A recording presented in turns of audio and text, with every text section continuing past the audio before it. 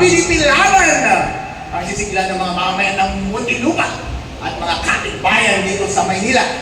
Napakasaya ko po na naimbita niyo ako ngayon bilang guest speaker ng inyong city meeting. At ako po ay magsasalita ng aking opinyon tungkol sa kaganapan ng ating bayan ngayon. Pero hanggang lahat, natutuwa ba kayo sa mga kaganapan sa ating bayan? Laksan nyo, natutuwa mo ba kayo sa kaganapan sa ating bayan? Hindi! Ayun po. Ngayong umaga po ay nagbalita na si Ombudsman, the false Messiah, Jesus Christ King Remulla, na nagsampa na sila ng kaso sa Sandigan Bayan ng plunder laban sa ating favorite senator na si Marcoleta. Alright, sino ang favorite yung senator? Marcoleta! Ay, lakasan ninyo para daw naman good vibes si senator. Siyempre, nakaka-nervyos ka. Arestoy na siya. Para mapangiti siya ng konti, alright? Sino ang favorite senator ninyo? Marcoleta! Alright, yeah. Okay, papayag po ba kayo na ma-aresto si Marcoleta? Hindi! Payag po ba kayo na ma-aresto si Marcoleta? Hindi! Hindi po. Mali po na ma-aresto si Senator Marcoleta dahil wala po siyang ginawang masama. Mali po ba na pamunuan niya ang investigasyon laban sa korupsyon?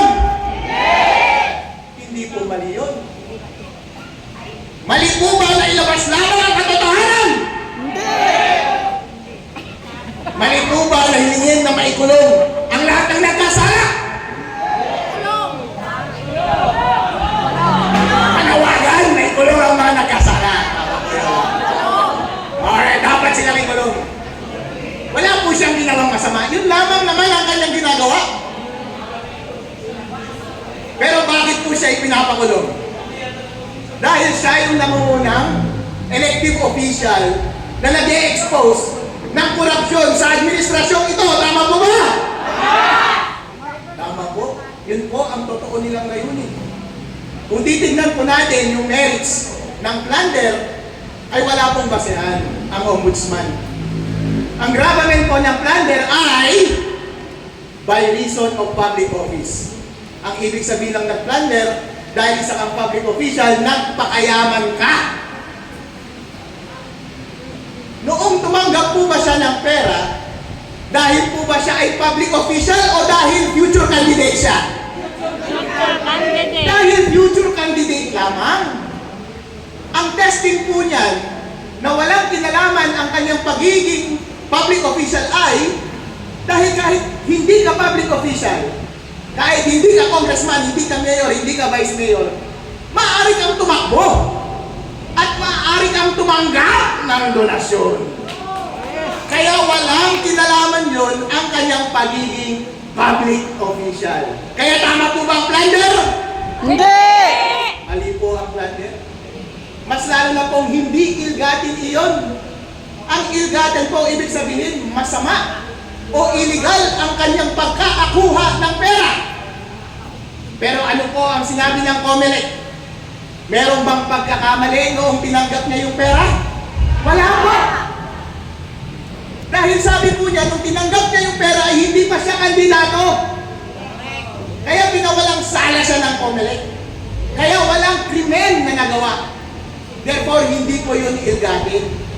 Kahit na sinong tao po na nais tumakbo, public official ka man o hindi, before maging technical ka na kandidato, pwede ka nang tumanggap ng pera at mag-prepare ka na sa iyong election. At kapag nagastos mo na, hindi mo na kailangan isama yun sa SALN. Tama po? Kasi ang SALN po, bilang CPA din po ako, maliban sa isang abogado, maliban sa isang vice mayor, at maliban sa isang gold star, CPA din po ako, Certified Public Accountant. Alam po ang ibig sabihin ng Statement of Assets, Liabilities, and Net Worth. Snapshot po yan ng yaman mo at a certain date. Kaya kapag nagastos mo na yung pera, kasama pa ba yun sa yaman mo? Hindi na po. Hindi na po. Kaya hindi dapat isama sa SALN. Kaya yung basehan ni Ombudsman Remulla ay wala po. Kaya halata po na iniipit lamang ang pangunahing oposisyong politiko laban kay BBM. Masaya po ba tayo dito? Hindi po tayo masaya. Ngayon po, naiintindihan ko po yung ginawa ni BBM at ang kanyang mga alipores na si Boy Matibag, si False Messiah, Jesus Crispin Remulla, at John Dick Remulla. Yan, mga walang kwentang mga tao ng mga to. Lahat ng ginagawa nila ay pagtakpan nila ang kanilang sarili. Maintindihan nyo naman, hindi po ba? Bakit po? Dahil sila yung sangkot sa flood control project. Maalala po ninyo, ang nagpasimuno ng flood control investigation ay si Senator Marcoleta. Alright? At sa suporta ni Mike Defensor, siya yung nag-provide ng mga witness. Natutoong witness, ha? Sila po ang nag-umpisa. Nabunyag si Saldico, nabunyag si Romualdez, at sino po ang itinuturo ni Saldico at ni Romualdez? BBM. Si BBM! Kaya hindi mo maiiwasan na pamanagot si BBM. At kaya naiintindihan mo ngayon na lahat ng ginagawa nila ay protektahan ang kanilang sarili. Tama po? Pero tama po ba ang kanilang ginagawa? Mali po ang kanilang ginagawa. Ngayon po, sa tingin ko po ay sumosobra na sila. Sumosobra po. Bakit po? Hindi mo naman kailangan ipakulong si Senator Marcoleta para protektahan ang iyong sarili. Bakit po? Kung maobserbahan po ninyo, naging epektibo lamang yung Blue Ribbon investigation tungkol dyan sa flood control scandal noong pinatulan siya ng Blue Ribbon Committee sa pangunguna ni Senator Marcoleta. Pero nung napalitan po sila ng kampo ni Ping Lacson, meron po bang nagpatuloy na investigasyon? Wala. Ilang buwan po. Protektado sila. Ang mga nagsasalita lamang ay yung mga nasa labas ng gobyerno. Ako po, si Kiko Barsaga, si Leon Leviste, sila Mike Defensor at mga kakampi natin sa naiilang congressman doon sa House of Representatives. Pero sa totoo lang po, wala pong masyadong epekte. Kasi hindi nabubulabog ang taong bayan. Pero, noong bumalik, sila Marcoleta, sila Senator Alan Peter Cayetano, bumalik po ba ang sigla ng taong bayan tungkol sa flood control investigation? Yes! Lumakas po ba ang kanilang panawagan na ipakulong ang mga nasangkot? Kasi sila Saldico, Romualdez at si BBM? Opo, lumakas po ang panawagan. Kaya dali-dali po sila na ibalik yung majority sa kampo ni BBM. Kaya tinakot nila yung dalawang senador, si Senador Escudero at si Senador Villanueva. Noong nasa side sila ng kampo ni Marcoleta, Senator Alan Peter Cayetano, tinatakot sila. O kakasuhan namin kayo, may kaso na kayo. Hindi po ba? Kapalit ng pagkaso sa kanila, hindi na daw sila kakasuhan, lumipat sila sa kampo ni BBM. Ayun nga, lumipat sa kampo ni BBM. Natuloy pa ba yung Blue Ribbon investigation? Hindi na. Hindi na po. Tahimik na po. Sa totoo lang po, kapag hindi na patuloy yung boses ng corruption investigation doon sa Senate, ay wala na pong significant threat laban kay BBM. Sa totoo lang po. Dahil tahimik na po ulit pagdating sa flood control scandal. Therefore, since nasa kanya na ang bid pagdating dyan sa flood control scandal, hindi niya na kailangan ibitin pa si Marcoleta. Ba't kailangan mo pang ibitin si Marcoleta? Eh, mali naman ang iyong laban. Ano ang iyong motivasyon? BBM, ano ang iyong motivasyon? Bakit patuloy mong iniibig ang oposisyon doon sa Senado? Doon sa flood control scandal, naiintindihan ko ang motivasyon mo na gusto mo silang patahimikin. Ngayon, ang naiisip na motivasyon kung bakit mo patahimikin si Senator Marcoleta ay para hindi siya actively makapag-participate impeachment trial ni VP Sara Duterte. Pero kung ang pag-iisipan lang natin ay self-preservation at self-interest ng BBM administration, tama ba? Makatwiran ba ang move na ito? Hindi eh. Bakit po? Hindi naman natatakbo si BBM sa 2028. At pangalawa, hindi niya kampi ang taong bayan pagdating sa impeachment ni VP Sara Duterte. Therefore, kapag wala naman siyang taya sa 2028 at linalabanan niya ang taong bayan, bakit pa rin niyang patuloy na inuusig si Senator Marcoleta at mga oposisyon doon sa impeachment ni VP Sara Duterte? Ang sabi po nila ay dahil mahina si BBM. Timid si BBM. Ako isa akong Ilocano. Galing akong Isabela. Pareho kaming maitim ni BBM. Sa totoo lang may affinity ako kay BBM. Dahil pareho kami ng pinanggalingan. Nag-root ako sa kanya para maging successful. Pero kapag ang leader mo ay mahina Magnanakaw. at push over, tinutulak-tulak lamang siya ng mga influensya sa paligid niya, may tiwala ka pa ba sa kanya? Wala. Wala na po. Wala na pong tiwala ang taong bayan kay BBM. Dahil inuuto lamang siya ng mga sinasabi nilang makaprogresibo na mga grupo, mga pinlawan at mga kaliwa. Sila ang nag-i-influensya sa kanya pero wala naman siyang pakinabang. Nagpapadala siya sa kanila. Bakit po? Ina-undermine ng mga nakakaliwa, mga pinklawan, si VP Sara Duterte. Dahil gusto nilang maging presidente sa susunod. Pero kung iisipin mo, BBM, mananalo ba sila o hindi? Hindi! Hindi sila mananalo. Hindi mo sila mananalo. Kapag ikaw, BBM, magaling ka na tao at nag-iisip ka, dapat itaya mo na ang lahat, ang future mo at kaligtasan mo after ng term mo. It's either tataya ka kay Sara o tataya ka sa kalaban ni Sara. Kapag tumaya ka sa kalaban ni Sara, ang tanga mo dahil matatalo ka. At kapag si Sara na ang nakaupo, yun ang sinasabi ko, mapapanagot ka.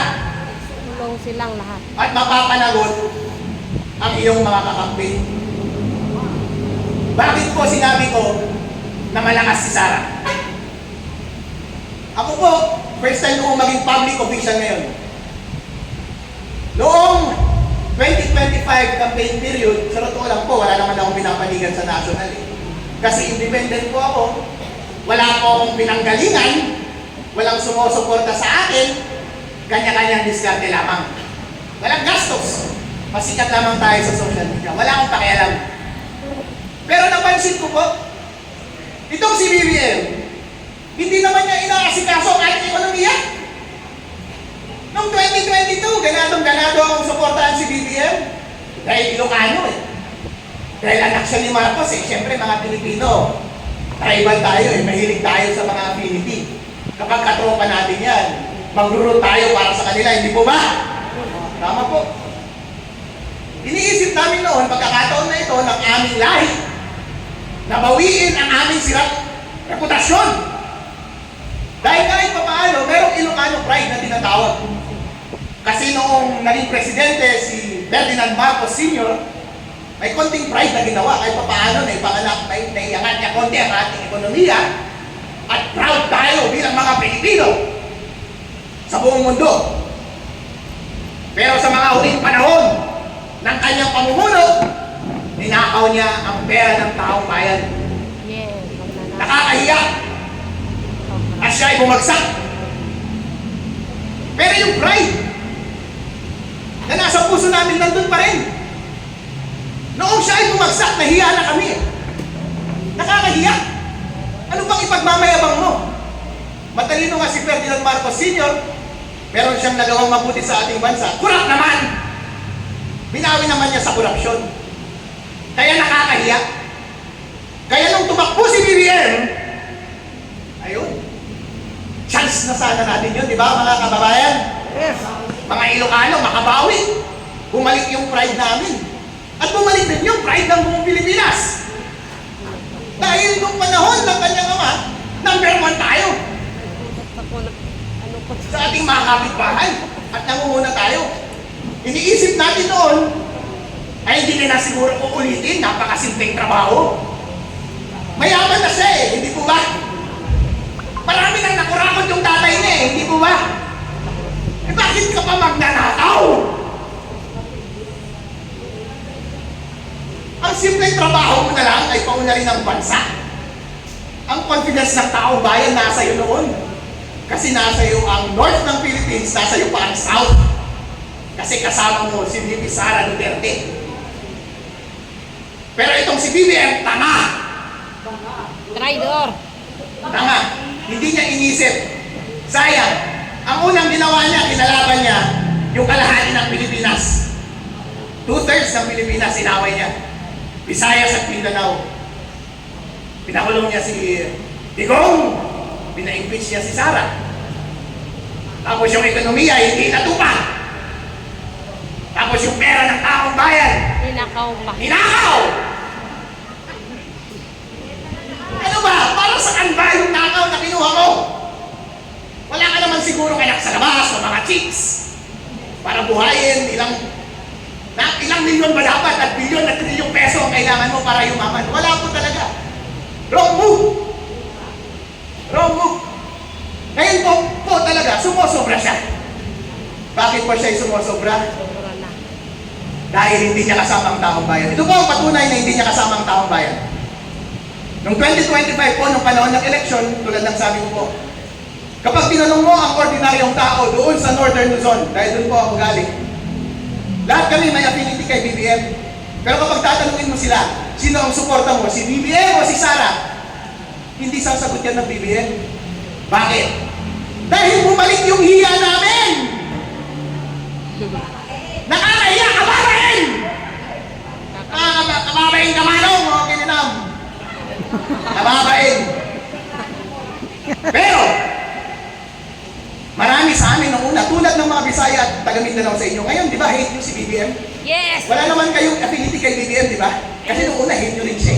Nainis nga kayo dahil dapat si Sara president noon, di ba? Opo. Actually, ganoon din kami kay Sara noon. Ang feeling namin kay BBM, neutral lang kami kay Sara. Pero ngayon, noong panahon na yun, pagtanungin mo, sino ang gusto ninyo? Sara ang sasabihin. Bakit po? Dahil ang ordinaryong Pilipino, gusto nila yung nasusukat, yung karakter ng tao. Kapag una nakikita nila, hindi ka pa na-testing ng adversities sa public, ay wala pa silang sentimiento para sa'yo. Pero kapag inaapi ka, at nasurvive mo yung pangapi, at marunong kang ipaglaban ang iyong sarili, marunong kang ipaglaban ang iyong mga kababayan, makukuha mo ang damdamin ng bawat Pilipino.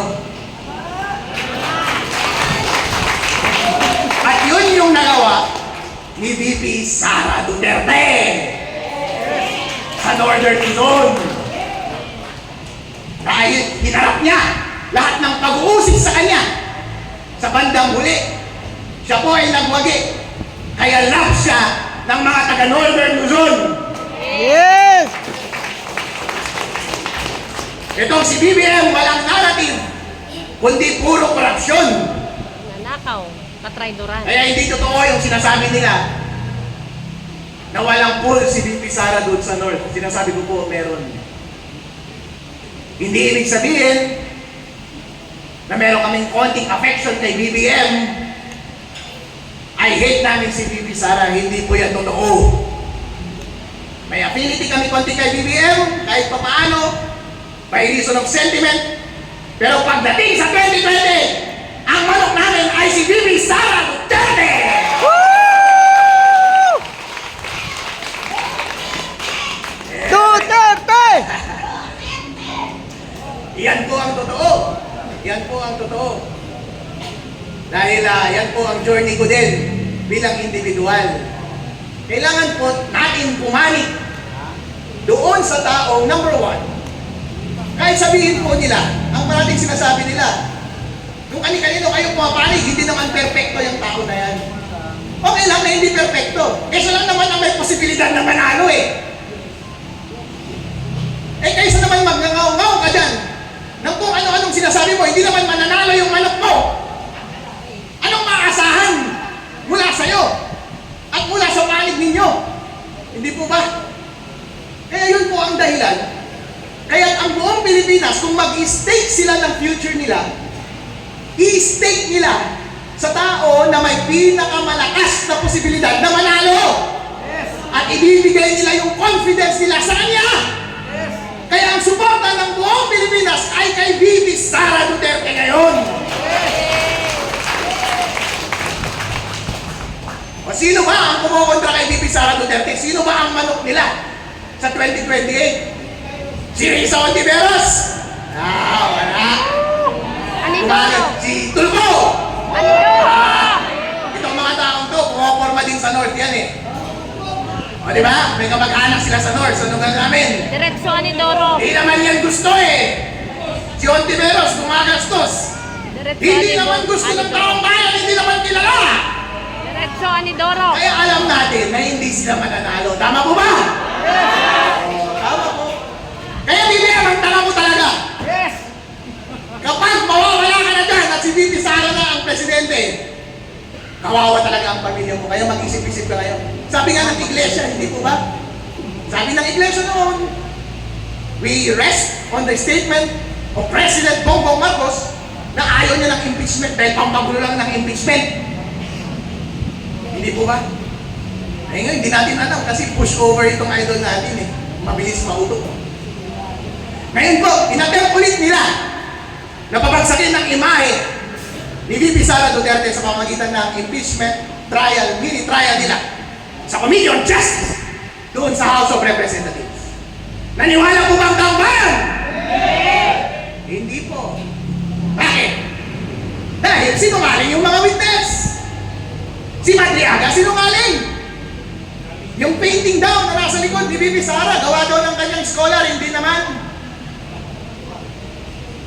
Yung mga ebidensya laban kay VP Sara Duterte, puro mali ang pagkakakuha. Binababoy nila ang mekanismo ng impeachment sa ating saligang batas. Ang mekanismo po ng impeachment sa ating batas ay, ano po yan? Pag-diminish ng ating democracy. Ang ibig sabihin po ng democracy ay ang ating kapangyarihan na direktang magluklok ng ating pinipiling leader. Foundational principle po yan sa ating saligang batas. Pero naaagaw lang yan sa atin ng kaunti lamang.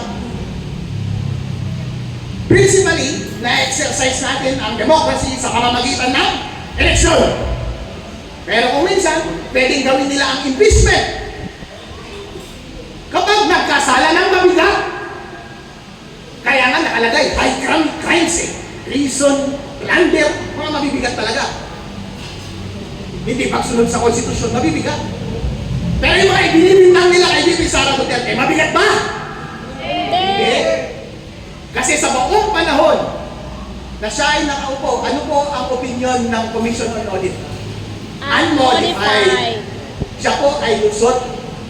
Kung titignan nyo po comparatively, yung mga findings sa kanya ay pipitsugin lamang kumpara sa mga ibang departamento at ahensya ng gobyerno. Kapag ikukumpara mo ito sa mga alipores ni BBM, sa mga gabinete ni BBM, sa mga ninakaw nila sa flood control scandal, napakalaki po ng mga bagay na yun. At hindi mo po may kukumpara sa pipitsugin lamang na findings na Commission on Audit pagdating sa Office of the Vice President. Unmodified po.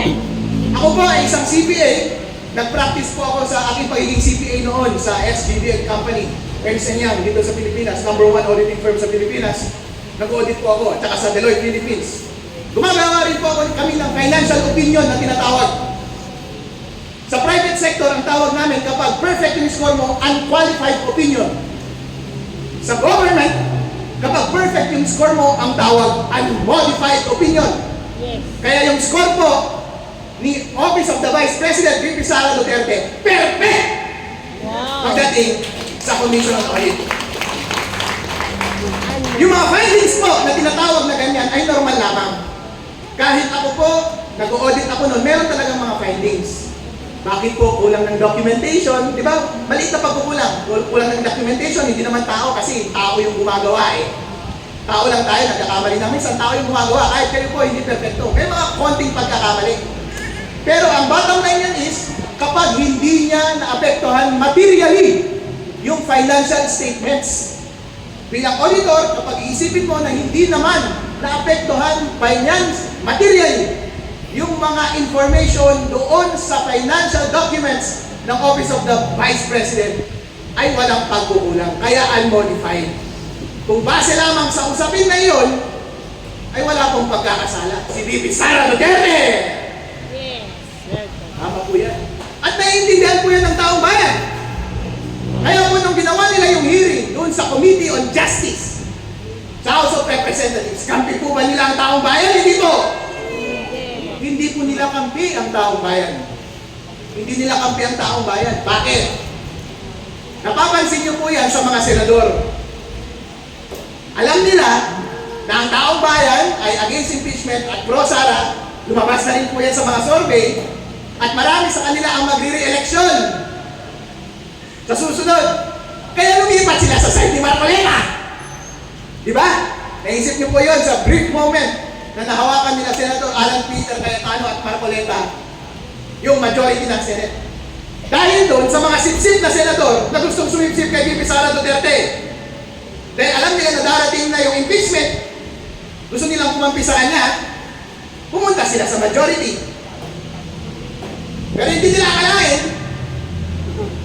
na kasabay ng kandidatura ni VP Sara Duterte ay ang ating quest for truth, for accountability and transparency.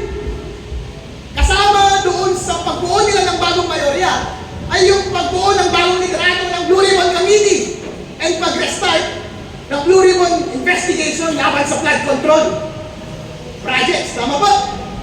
O naipit sila doon. Tatanga-tanga rin itong mga senador na ito. So tinakot lang konti ni Remulla, hindi naman siya konti, malaki kasi na-arresto na nila si Jinggoy eh. Itong si Jinggoy, hindi nakakuha ng notice eh. Hindi nasabihan ng maaga. Nagpakulong muna. Nagpakamot tuloy si Jinggoy. Sana, siguro, iniisip niya, pwede rin sana ako bumaliktad, sayang. Sabi niya. Pero nauna na siya, ginawa siyang example. Sabi nila, matutulad kayo kay Jinggoy. Escudero. At Villanueva, matutulad kayo kay Jinggoy kung hindi kayo babaliktad. Kaya sila bumaliktad. At sila na ulit yung bagong mayorya. Kaya tahimik na ulit ngayon yung Blue Ribbon investigation at lahat ng pagtisiwalat patungkol sa flood control scandal. Pero ano po ang ibig sabihin ng kanilang unang paglipat noon ng mga events na ito? Ano po ang ibig sabihin pagdating sa pulso ng mga miyembro ng Senado?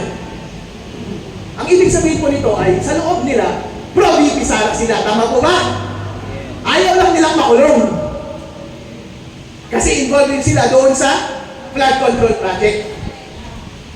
Kaya dito sa huling laban natin, sa impeachment ni VP Sara Duterte, dito sa Senate, malaki ang aking tiwala, nalalabas din ang totoong sentimento ng mga senador na ito, na hindi nila marireach yung 16. Kasi hindi naman sila ipit pagdating sa flood control scandal. Noong una, ipit kasi sila kasi they gave way for the leadership change doon sa Blue Ribbon Committee. Ngayon, pagdating sa magboto kay VP Sara Duterte, feeling ko hindi nila makukuha yung 16. Dahil marami sila ang sisipsip. Marami sa kanila ang sisipsip para sa line-up ulit ni VP Sara Duterte para tumakbo sa 2020. Dahil si VP Sara Duterte ang mananalo sa 2028. Ngayon po, ano ba po ang pwede nilang gawin? Kapag magpatuloy ang katangahan ni BBM, sa totoo lang po, pwede ba natin isuko na yung flood control scandal investigation? Nako, hindi. Hindi. Kalaya po, maging rational po tayo. Kasi po, hindi na natin hawak yung mayorya. Tama? Kahit ano pang pagsisigaw natin dito, hindi natin makukuha yung mayorya kasi naipit na sila, na-test na sila eh. Therefore, hindi na mag-uumpisa ulit yung Blue Ribbon investigation sa flood control. Kung tayo lang ang masusunod, edi magpatuloy natin yung flood control scandal investigation. Tama po? Oh. Pero huwag natin masyadong ipilit kung wala na talagang pag-asa doon sa Senate. Magsalita na lang tayo dito sa labas.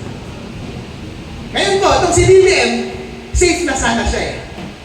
Safe ka na BBM. Kahit explicitly sa labas, lumalaban kami sa'yo, kontrolado mo na yung Senate eh, ang buong legislative eh. Wala na sanang kukontra sa'yo, wala na magpapahamak sa'yo, hindi na nila iimbitahan si Saldico, si Romualdez, at saka yung mga 18 Marines, hindi ka na mapapahamak. Pero wag mo naman sanang i-push pa hanggang kay VP Sara Duterte dahil wala kang pakinabang dyan. Ang tanga mo talaga. Bakit po? Matatalo po ang impeachment laban kay VP Sara Duterte. Na-testing na po niyan noong 2025 campaign. Na-testing na po yan doon sa Committee on Justice.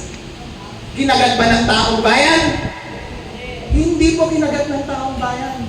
Ngayong impeachment trial doon sa Senate, meron ba silang bago na isasalang? Wala. Wala naman. So bakit sa tingin ninyo, sa pangatlong pagkakataon ay mababago nyo ba ang isip ng taong bayan? Bakit sa tingin ninyo sa pangatlong pagkakataon ay mababago nyo ba yung isip ng mga senador na ito? Kaya maling-mali po talaga ang taya ni BBM. Ngayon po, kung ang masusunod lang ay yung boses ng taong bayan at yung mga totoong damdamin ng mga senador ngayon, maa-acquit si VP Sara sa impeachment na ginagawa sa kanya ngayon sa Senate. Tama po? Alright. Pero ano yung pwede nilang gawin ulit? Nakalokohan! Yung 24, gagawin na naman nilang 22. Pagkakulong kay Marcoleta, gagawin 21. Meron na namang isusunod, gagawin 20. Ano na yung bilang ng majority daw? 11, 12? 16 naman dapat. Ay, na 2/3 pala, 2/3. Making 12 na or 14. Bababa. Ito po ang tanong ko sa inyo.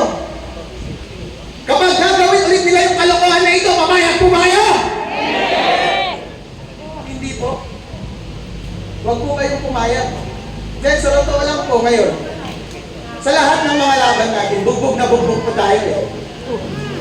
Bugbog na bugbog po tayo. Ako po, nagsimula po ako makilala ako na national level. Nung umpisa, mag-isa lang po ako. Wala po akong taga-suporta, independent lang ako. Eh dahil marunong ako sa IT, dahil IT auditor ako at magaling akong mag-audit ng mga information technology, nakita ko na may daya doon sa mga makina. Kaya nagsalita ako laban sa pagpapatakbo ni Commissioner George Garcia. Maling pamamalakad, ang daming daya na nangyari noong nakaraang eleksyon. Tama po ba ang aking ginawa? Tama po! Dahil lumalabas po ngayon na maraming siyang na-receive na pera mula sa administrasyon ni BBM. Dahil po ayon sa saligang batas, dapat independent ang Commission on Elections. Ganon din po dapat ang Ombudsman independent. Bakit kayo nagpa-participate sa mga initiative ni BBM sa pagpo-prosecute ng kanyang mga kalaban? Yun po. Alright. Ito po ang pwedeng mangyari ngayon. Kapag dadayain nila ulit yung bilang, hindi daw 16, yung 2/3 at i-impeach si VP Sara, yan po ay undermining na ng ating democracy. Dahil hindi nila may tatangkin ang pulso ng taong bayan ay para kay VP Sara Duterte at gusto nilang tumakbo si VP Sara Duterte sa 2028. Gusto mo man o hindi, si VP Sara Duterte, hindi mo may tatanggi ang katotohanan na meron siyang karapatang tumakbo. Hindi mo siya pwedeng ipa-disqualify sa pamamagitan ng peking impeachment na sinungaling mga witness ng mga iligal na pagkakakuha ng mga ebidensya at sa pamamagitan ng pagbuluktot ninyo sa saligang batas, sa pamamagitan ng pagbabaluktot ng tamang bilang ng 2/3 para maka-achieve ng conviction doon sa impeachment. Yun po ang nakikita natin laban na susunod. Kapag nalampasan po ni VP Sara Duterte itong impeachment na ito, sure win yan sa 2028. Pero hindi pa pala sure. Meron pa si Chairman George Garcia. Dahil sa mga nakaupo, nakalimutan nyo na yung issue noong 2025 na malawakang daya ang ginawa sa ating eleksyon. Nakalimutan nyo na si George Garcia ay nakatanggap ng pera mula sa mga kaisabi ko. Walang ibang dahilan kundi mandaya ng ating eleksyon. Isa siya sa kakaharapin natin sa susunod na eleksyon. Kung sa tingin natin ay makakatakbo si VP Sara sa panahong iyon. Sa panahong iyon, mga kababayan, kasama pa natin si VP Sara Duterte! Kasama po natin. Ang naiisip ko po, ang tanging paraan lamang para mapapanalo ang isang kandidato kahit may daya sa eleksyon ay kapag merong overwhelming support para sa kandidato. Base po sa aking analysis ng kanilang ginawang daya last time sa eleksyon, hindi naman garapalan ang ginawa ni King George sa ating eleksyon eh. Hindi niya, halimbawa, tumanggap sila ng pera sa isang kandidato, hindi automatic na iaawan niya sa kanya lahat ng boto. Ang nangyayari is, kapag more or less equal kayo ng prospects, pwedeng madaya sa mga magitan ng bayan. Pero kapag landslide, mahihirapan kang dayain. Kasi a certain number of votes lang ata ang inililipat doon sa mga nagbabayad noong nakaraang eleksyon. Kung maalala niyo po, ganon ang nangyari kay Digong Yes. noong 2026. Opo. Dahil may daya rin po ang COMELEC noon. Na-impeach niya yung commissioner ng COMELEC noon eh. Si BBM nadaya noon sa Vice President, hindi ba? Pero hindi nila nadaya yung President dahil overwhelming yung support para kay Mr. Rodrigo Duterte. Tama po ba? Tama. Yun po ang kailangan natin sa 2028. At yun din po ang aking personal experience. Slide yan. Bilang Vice Mayor po, ang kalaban ko noon talong-talo talaga kung titignan mo. Pero buti na lang, sumikat ako on the national level, talagang linandslide ko rin yung kalaban ko. Kung tatanungin mo talaga, wala talaga siyang boto. Pero kung titignan mo dun sa count, bakit parang dikit lang kami? Hindi pwede. Madaya pa din. Pero nalusutan mo yung daya dahil overwhelming yung support sa'yo. Landslide. Yes. Kaya dun din po, yun din po ang kailangan ni VP Sara Duterte sa 2028. Tama po? Ah. Okay. Overwhelming support mula sa atin. Inuulit ko po, ang objective natin ngayon ay una, huwag po tayong pumayag na makulong si Marcoleta. Pangalawa, huwag tayong pumayag na baluktutin nila ang proseso ng impeachment laban kay VP Sara Duterte sa pamamagitan ng paggamit ng peking witness at illegally procured evidence. At mas lalong huwag dapat nilang dayain ang bilang na 16 para i-convict si VP Sara Duterte at perpetually ma-disqualify siya. At kung sakasakali man na makatakbo siya sa 2028, bigyan natin siya ng overwhelming support and vote para landslide ang panalo, para kahit anong daya ang gawin nila, hindi